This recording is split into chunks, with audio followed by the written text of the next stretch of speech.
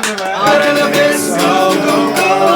This summer, deserve natin tayo nagkasama. Oh my gosh. Please welcome. Totoo ba to? Popstar Ben! Hello! Hi, good afternoon. Good morning, good evening. Kung anong oras man na. Yes. At yung mga TFC subscribers. Hello po! For this episode, of course, kasama natin, of course, si Joseph. And Popstar Bench. Precious One. Si Boss Rodolfo. Si Boss Rodolfo. Medyo Boss Rodolfo ako today, so Rodolfo muna tayo. Yes. Kamusta naman? Anong update kay Miss Popstar Bench? Ayun, puro show pa din. Yeah. As usual, puro pagmamaganda. Ang ganda talaga. Sobrang ganda. Thank person. you. Diba? Si Boss Rodolfo, ano pong ganap siya? Masaya, maganda, productive kasi syempre magpo-Pride Month na ulit. Yes. Iba po ba yung energy ng Pride Month this year? Ano po yung nafe-feel nyo? So, last year kasi tinodo ko talaga siya eh. So parang siguro sa buong month, sa 30 days, ang pahinga ko 1 day lang.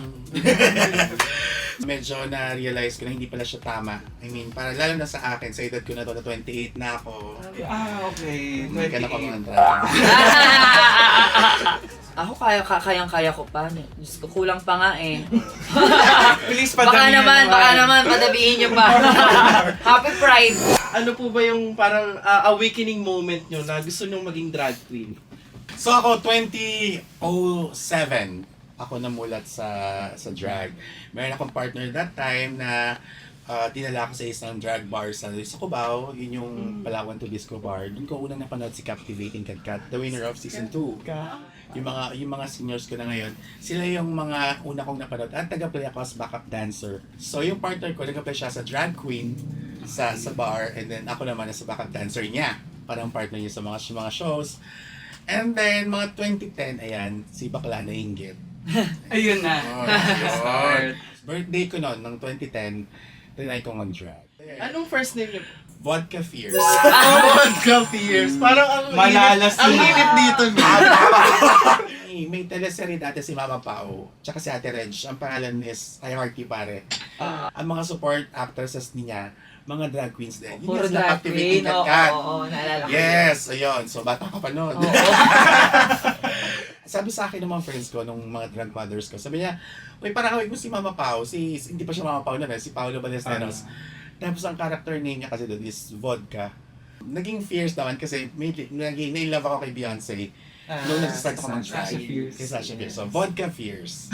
Gagaling. Vodka ayun. Fierce. Vodka Fierce. From the House of Fears. Vodka Yes, Fierce. oo. Miss Popstar Bench naman, paano kayo nag-start? Ako naman, nag-start din ako as a dancer. Kasi sa mga dance contest, ayan, sumasali kami ng mga kagrupo ko. Tapos, one time, nabigyan kami ng opportunity makapag-perform sa isang variety show sa Mandaluyong every Christmas. Okay. Every Christmas season, tapos sila naman yung mga nakikita ko. Sila yung mapapanood ko. Si Bernie, si Eva, siya, tsaka yung iba pa. So, nanonood lang kami noon, napapanood ko. Sabi ko sa sarili ko, parang gusto ko maging kagaya nila. Sabi ko sa mga kagrupo ko, baka gusto niyo akong pagbigyan. Mga sis, baka pa niyo naman ako, magli-Lady Gaga ako. Tapos binakapan ako ng mga kagrupo ko. Tapos, hindi pa ganun kaganda yung makeup ko no. So, nakita niya ako, inayos niya yung makeup ko. Hindi pa kami makakilala, sabi niya na sa akin, Sabi, bakla, ang ganda mo. ang ganda na itong baklang to, halika nga dito, ayusin ko yung makeup mo. Ganda mo pero Inayos pangit. Ay, niya. si yung makeup mo, tara na, bes. Tara na girl muna. Tara na. Hindi pa best friend. Nag-start din muna ako as a backup dancer kay Lady Gagita. Oo. Oo, kay Lady Gagita. Sinama niya ako sa mga gigs niya, and then napunta ako sa Palawan 2. Tapos nagkaroon ng audition sa Palawan 2. Nag-audition ako doon as a drag queen. Popstar Bench pa rin yan. Hindi pa. Ang unang pangalan ko doon, Baby Gaga. Ayun na tuloy-tuloy. Tuloy-tuloy na hanggang ngayon. Wait, so kailan naging Popstar Bench? Nag-start yung pagiging Popstar Bench nung year 2018, I think. Nung nagpasibol na yung tala. Nilagyan ko ng Popstar kasi since yung mga ginagaya ko naman si Lady Gaga, si Cher, si Madonna, Lalo si- Christina Aguilera, Si Sarah G. si Sarah G, yung- Popstar Royalty. So, lahat sila pop artists. So, Yan. Popstar bench, gano'n. Yan. Parang si Miss Popstar Bench kasi yung kinukoy na trailblazer ng pagsikat ng Tala talaga So, sa nakakailan talaga. Parang everyday siyang nire-request ng mga tao. Sobrang, Oo. Hindi ka na ba naumay na? Naumay din naman. Everyday Naumay din naman. Kung saan na-invite na siya ni Sarah G sa mga TV shows. Nakapag-show na ako sa harap niya. Ano po feeling nun? Ay! Hindi naman, sobrang excited ko. Ay, hindi ka kailangan kong galingan. Wala kaming ibang nafe-feel kundi sobrang grateful talaga. And nagpapasalamat ako na hindi ko pinakawalan yung opportunity. Kasi syempre, hindi naman kami talaga yung blueprint kasi may marami namang nauna sa amin. Like si Eva Papaya, nakikita siya sa TV shows before, sa Sis, Mga Lola Divas. Lola Divas, na-recognize naman sila before. Pero hindi ganito kalaki, hindi ganito kalakas yung impact na nakikita na ngayon sa movies, sa music videos, commercials, lahat na parang lahat na penetrate na. Hindi naman siya mangyayari if hindi rin naman siya minahal ng mga audience. Nakaramdam ba kayo na, uy, iba na yung respeto sa atin, iba na yung... Kasi Oo. diba dati, like lalo na ngayon na, shucks, grabe drag queen, wow, ganyan, diba? Hindi naman talaga isa sa mga pinagpapasalamat namin. Yes. Yung tumaas yung, hindi naman yung bite, pero yung respeto ba? Yung, True, yung, true. Sa craft. Yes, oo. Kasi parang underground performance nga kami. Pag True, tinanong ka, true. ano yung drag shows, ano yung drag queens? Akala nila karera. Hindi pa nga Lalo, drag queen tawag natin sa oo, mga impersonators. impersonator o kaya showgirl. Nung nag-start kasi ako, hindi pala nung family ko, nung nag-drag ako. So pag tumatawag sila, kunyari mga tanghali, bakit kakagising mo lang? Nakawas ka na mo Sabi ko, kinapin nga, ay, lumalag na ako sa work, ganyan. So bakit? Paano mo work mo ngayon? Nagko-call center na kasi. Night shift kasi ako natapos ako 7 a.m. na yan. Okay. So ang dami pa dating palabok pa. Kaedusan. Mahirap siyang i-explain talaga lalo sa family mo na hindi naman talaga familiar sa ginagawa mo. Tsaka yung sa pagkakaalam ko dati, yung mga drag queens ang parang 3 bars lang yung may mga drag queens. So, parang sobrang konti lang pre-pandemic ng mga drag queens. So, nung nag-pandemic biglang boom, dumami kahit saan meron na. Nakakatuwa, syempre na ang dami rin namin na-inspire kasi di ba yung mga videos natin sa YouTube, ay shoutout kay Sir RG Rocky, Sonico, Oo. Sir Toby. na sila yung laging nagbe-video sa amin sa OBAR, tapos napapanood ng mga ibang bakla. So, kahit wala pang drag race noon, let's say pumunta tayo ng Baguio, tapos may mga drag queen din doon, idol nila kami. O mga ganun. Wala pang drag race. Wala pang drag race. So, 20, parang 20 ganun na yung natulong ng video na yon. May isang show sa Itbulaga na ang title is GGSS. Parang gaya-gaya siyang siya yung title. So impersonation contest siya. Oh my God, oh. Din yung nag-boom si Mama Pawas, Transformation King. Yung makeup transformation Ay, King. Ah. Sa Instagram siya. Nag-open siya ng door sa aming mga drag queen na impersonator. Impersonators pa kami before lang ang tawag sa amin. So, kailangan mong impersonate yung isang pop star na kaya mong panindigan sa performance, hindi lang makeup. So, kailangan ko ano yung nakikita ng mga tao sa music video or sa live performance ng pop star na yun, makikita mo sa stage ng Itbulaga. So, pagdating namin sa studio, ito po yung gagawin ninyo ha, mag-makeup kayo dito, so papakita yung paano kayo nag-makeup. Sabi ko, ha?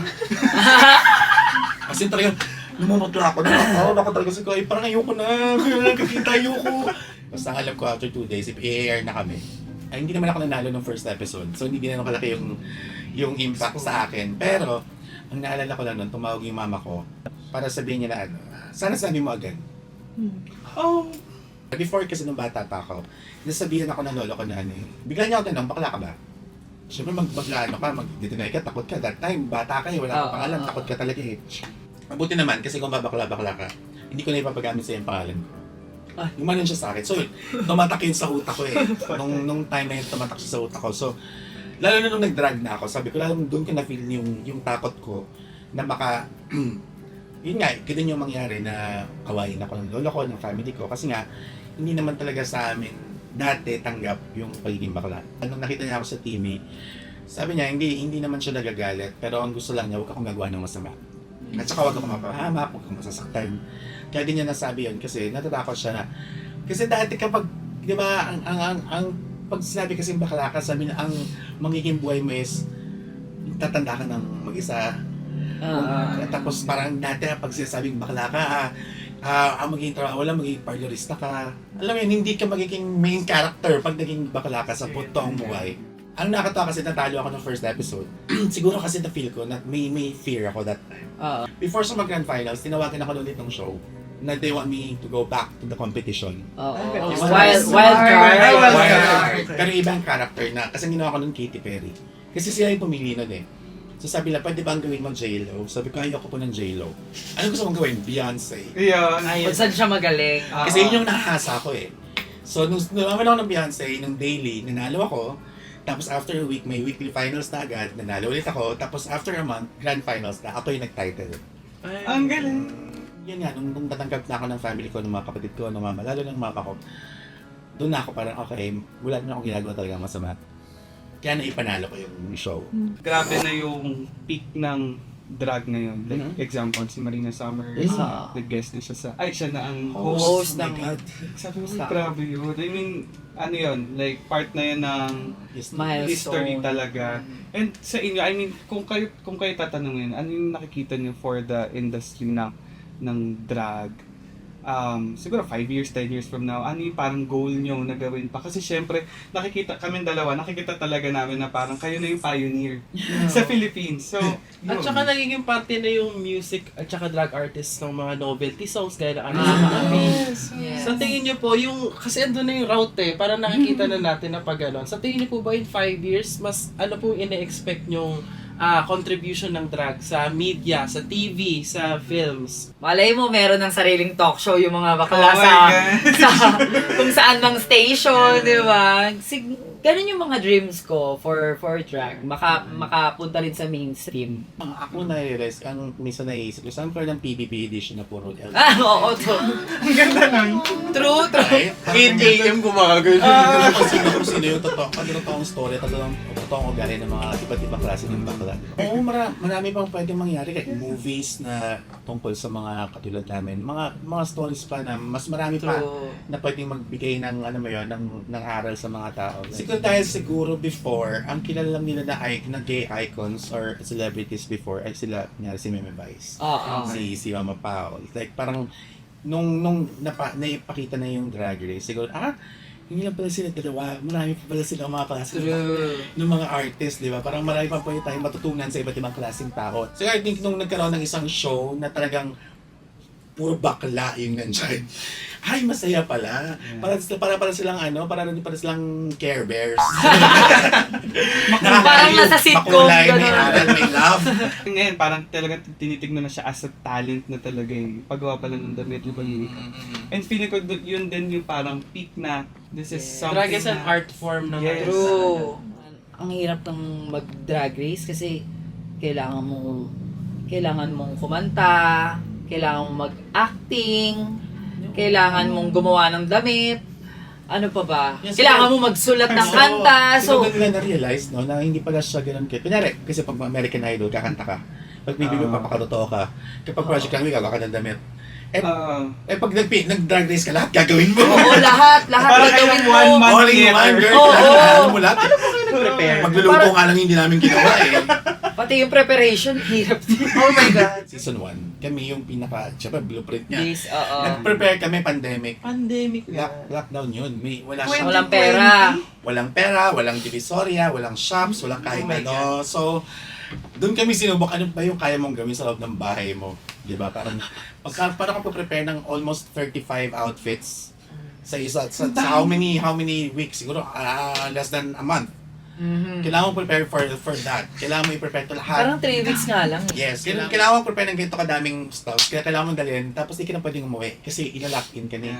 Tapos sugal po kasi di mo alam kung kailan ka uuwi, di ba? Parang Yes. Kasi familiar naman tayo before bago nagkaroon ng Drag Race Philippines na hindi naman pala lahat. Pero ako familiar ako na alam kong lock-in taping siya, hindi ka pwedeng umuwi. Para ka rin ng PBB, bawal ang phone. Siguro, yun yung naging reason yung ba't nagustuhan ng mga tao na, all-in-one na pala yung mga bakla nyo eh. Kasi pag nanood kami ng reality shows, iba-iba pa to eh. May puksaan din. May puksaan din. Kompletos regados na eh. May away pa. Di ba? Lahat entertaining. Alam mo yun? Oo. Mapa-away, mapasaya, may love. Ang gusto makikita mo, tao lang pala talaga sila. Pero Yes. lahat kaya nilang gawin. Yeah. Pero masaya sa loob. I mean, kasi syempre... Hindi! Kasi syempre... Exclusive!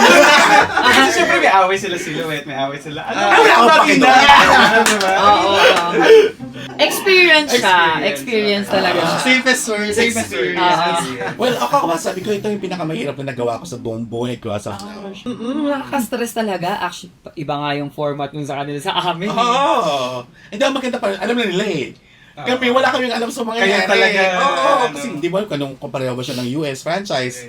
So, marami kaming first na, nga pala may girl group, wala akong nagawang lyrics. Alam mo, hindi ko alam. Hindi ko talaga alam na may gano'n. May acting challenge pala. Oh my gosh, hindi ko talaga alam. Kasi syempre nagpa-prepare ka for almost a month. Hindi ka naman makakanood na kung yung napapanood mo before the Drag Race. Makafocus ka dapat sa pagpa-prepare mo ng looks, ng costume, na lahat, pati boots ko, binabato ko yun everyday. Lahat talaga, as in mano-mano siya. Pag pinakita namin yung photo, top of mind, anong itatanong nyo sa taong nasa picture Okay. niya? Okay. First photo, go. Hi sis, how are you? Kasi hindi niya ako na-reply nung isang araw. I'm so proud of you and tuloy-tuloy mo lang yan dahil hindi lang ako ang na-inspire mo. Sobrang dami mong na-inspire na mga pabaklaan. And excited ako sa mga pasabog ko ba sa mga susunod na araw. And I love you. Pwede bang hindi tanong? Go. Hi Marina, thank you for hosting Miss Universe PH dahil ikaw ang kauna-unahang trans na nag-host sa Miss Universe. So, thank you dahil ina-flip mo na naman ang mga transgender. So, ayun. Mga packshot kayo. Okay, may mga times na hindi ko kayo masyadong bibigyan ng time and effort. Pero I'm so blessed na kayo yung mga naging sisters ko. Hanggang ngayon, simula noon. And I can't wait na magkita-kita at magkakasama-sama tayo dahil magkakaroon pa tayo ng mga concerts and mga projects together. I love you mga sis. Sobrang proud ako sa inyo and I can't wait na magkaroon ng corona si Vinyes. Hello mga sis! So, ayun, congratulations. Kasi kayo yung top 2 ng Slaytion. Hindi ko pa napapanood! Sorry, ako muna yung kasama ni Precious. Sorry. Congratulations sa lahat ng success mo and sa pagiging pasabog ka kasi artista ka na talaga. Yes. So, ayun. I'm so proud of you, Max. Yan, si Max kasi naka po yan eh. Everyday dapat nakikita sa TikTok kung saan ka nakikita, girl. Na ginagawa mo yung kung saan ka magaling. So, I'm so happy. Alam ko magbabanding tayo this week yata. Mas marami pang music, mas marami pang pasabog. I love you. Ay! Ayun, babatuhin ko yun. Gusto niyo ba natin pakita yung picture? Reaction na lang nila. Action na lang. Ako sabi ko lang deserve mo yung mga sugat mo sa kamay. Tsaka mabilis ka pala tumakbo. Saging runner ka na lang. Bakit po kayo umabsent? Wala ka na nga eh. Ganda mo, ha? Yun ang totoong pasabog. Habang lahat nahihirapan, Oo. ka ba ng 6 months Japan? Tapos bumalik ka, galit ka pa. Sa Shea Away, Sa Shea far Away na yan. away forever. Oo, doon ka sa far away. Okay, last one. Ay! Hi mga Pao, hi Paolo, tawagan pa natin sister, mami, lahat na naitawag ko na sa'yo before. Simula noong nagkakilala tayo, Thai Beautiful Days, nagkasama tayo. Alam kong totoo kang tao, mabait ka talagang tao, and hindi yun Eme. Ako mismo ang buhay na patunay na mabait ka, and sana mas marami pa tayong pagsamaan dahil sobra-sobra ba ako na-inspire, lalo na sa ginagawa ko ngayon. Isa ka sa mga naging instrumento kung bakit lumaki rin yung craft na meron kami ngayon, na mas nakilala kami at naging bongga kami. Kaya maraming salamat dahil hindi ka nagdamot ng talento at ng time sa amin. And I can't wait na makasama kita ulit dahil alam ko marami ka rin chika. I love you mga Pao, and yun lang naman, sana alagaan mo yung health mo dahil marami pa tayong pasasaya yung mga tao. I love you. Thank you, Mama Pao, kasi kilala rin kita noon pa, wala pang Drag Race. Oh no. Gusto mo akong alagaan dati and thankful ako and nakasama kita sa isang show na pasabog and sana magtuloy-tuloy pa yung run mo sa Drag Race and baka naman kunin mo pa ako sa All Stars ha. Tawid naman tayo sa song na natalo na. Ayun! Sino nag-compose? Ang alam ko nakita ko sa Spotify, kayong dalawa talaga yung nag-compose. Nagbigay din kami ng collaborations. Si Dale Talosa yung friend namin. Okay. Tapos hanggang sa parang sabi namin, ay, baka pwedeng may mas personal pa na Oo. words and lyrics. Yes. Titles na yun. Kaya tatlo kami nag-collaborate. So bakit kayong dalawa yung nag-collaborate for this song? Nagaya siya maglaon yun. So, sinamahan namin siya. And then, ayun, nag-inom-inom kami doon. Kami. Tapos, bukang liwayway, nag-sunrise kami. Bukang liwayway, nag-sunrise kami. Tapos, ayun, doon kami nag-banding, nagsayaw-sayaw kami, nagpapatugtog kami ng bini, tapos may rainbow pa. So, sobrang magical nung moment, no? Bigla niya sinabi na, gawa tayo ng kanta. Gawa tayo ng kanta. Gusto mo ba? Yun sa kabilas na Ito ba? Umiyak-iyak siya noon. Sabi ko, oo, bakit hindi? Tapos after 2 weeks, nag-message si Dale na, ito na yung namuo ko. PS.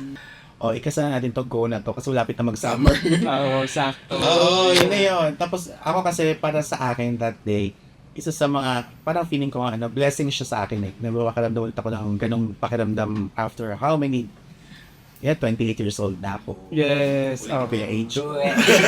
Parang yun yung gusto namin maging message ng kanta na may naman may chance pa rin to live with the moment.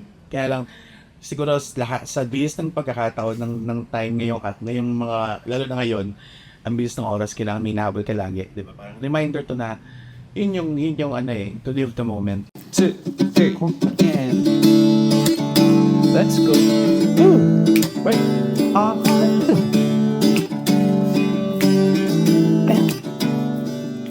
init na naman, araw ay tumitirik. Kami ay ready na, huwag nang mambasag trip. Tumagin ang barkada, ready na ang gitara. Kasama ang lahat, pati mga walang jowa. Aray! Work and wait, love can wait. Let's live the moment, celebrate. Waves are calling, come let's play. Under the sun, let's drift away. Tara, let's go, go, go. This summer todo natin to. Forget na muna mga problema. Sa beach tayo'y magsasaya. Tara na, let's go, go, go. This summer deserve natin to. Enjoy kasama mga barkada. Sa beach tayo'y magwawala. Beach, beach, beach, baby, baby, beach for more. Bitch, bitch, baby, bitch, for more. Beach, beach, beach, baby, baby, beach for more. Work can wait, love can wait. Let's live the moment, celebrate.